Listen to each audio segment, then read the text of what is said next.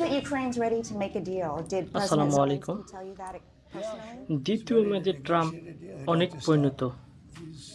তবে কি Ukraine Russia যুদ্ধ বন্ধ হচ্ছে? হ্যাঁ, ঠিকই শুনেছেন। গত রবিবারে ফক্স নিউজে দেওয়া সাক্ষাৎকারে ডোনাল্ড ট্রাম্প বলেন, প্রেসিডেন্ট জেলেনস্কির সবচেয়ে বড় ভুল হচ্ছে একটা শক্তিশালী রাষ্ট্র এবং বড় রাষ্ট্র রাশিয়ার সাথে যুদ্ধে যাওয়া। তিনি যুদ্ধ বন্ধের জন্য নির্দেশ দিয়েছেন, 100 দিন সময় বেঁধে দিয়েছেন এই যুদ্ধ বন্ধের জন্য। আর এদিকে Putin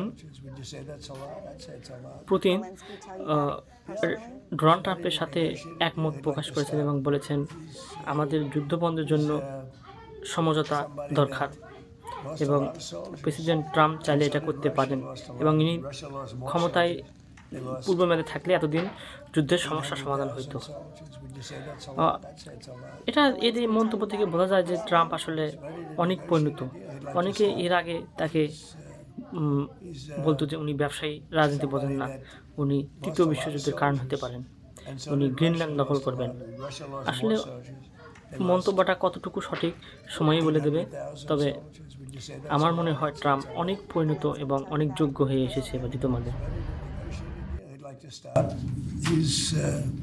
He's somebody that lost a lot of soldiers, and so did Russia.